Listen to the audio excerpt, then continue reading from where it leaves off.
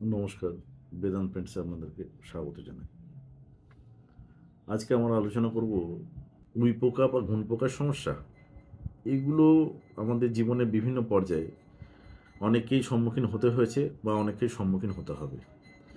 এরূপ সমস্যা যদি আপনাদের বাড়িতে দেখা দেয় বা উই পোকা বা ঘুন পোকার আগমন দেখেন, তাহলে সেক্ষেত্রে ন্যাচারাল ওয়েতে আমরা যেটা করব সেটা হচ্ছে নিম তেল যেটা আছে, সেই নিম তেলকে আমরা নিয়ে নিম তেলের যদি স্প্রে করতে পারি, যেটা সেলুনে যে হেয়ার স্প্রে করে, জল স্প্রে করে চুল কাটার আগে, সেই রকম একটা জায়গায় আমরা নিম তেলকে নিয়ে আমরা যদি স্প্রে করি উই পোকা বা ঘুন পোকার জায়গায়, তাহলে আমরা প্রাকৃতিক উপায়ে আমরা কিছুটা রিলিফ পাবো।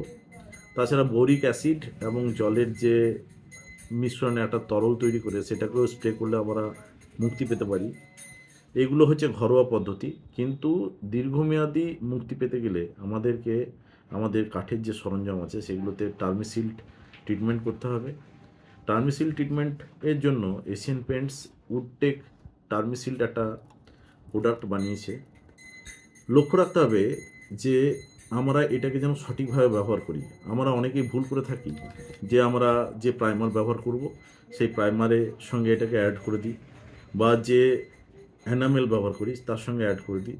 এটাতে আমরা ঘুন পোকা বা উই পোকার জনিত যে সমস্যার সম্মুখীন হয় সেটা থেকে কিছুটা আমাদেরকে প্রোটেক্ট করে, কিন্তু সম্পূর্ণরূপে নয়। আমাদের ভুল অ্যাপ্লিকেশনের কারণে আমরা সম্পূর্ণরূপে এটা থেকে মুক্তি পাই না। তো সেই কারণেই আমরা আজকে ভিডিওতে এসেছি, যাতে আমরা এই জিনিসটা সঠিকভাবে ব্যবহার করতে পারি।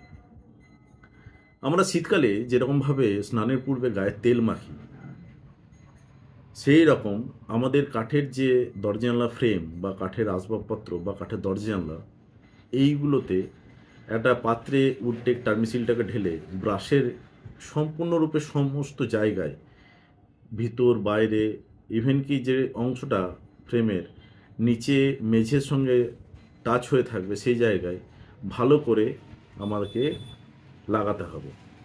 এক কোট লাগানোর পর 5 থেকে 6 ঘন্টা কিন্তু আমাকে গ্যাপ দিতে হবে। তারপর সেকেন্ড একটা কোট ব্যবহার করব। আমাদের লক্ষ্য রাখতে হবে এই প্রোডাক্টটা সম্পূর্ণরূপে স্বতন্ত্রভাবে ব্যবহার করতে হবে। এর সঙ্গে অন্য কোনো প্রোডাক্ট মিক্স আপ করা যাবে না। এবং এটা ব্যবহার করার পর এটা ওই যে কাঠের সরঞ্জাম বা কাঠের আসবাবপত্র সেটাকে কিন্তু আর কোনো স্যান্ডিং বা কোনো কিছু ঘষাঘষি করা যাবে না। এর উপর আপনি উডটেক যে প্রাইমার আছে, উড প্রাইমার, এশিয়ান পেন্টসের উড প্রাইমার, সেটিকে ব্যবহার করুন এবং তার উপরে পছন্দ মতো নিজের বাড়ির রং করুন।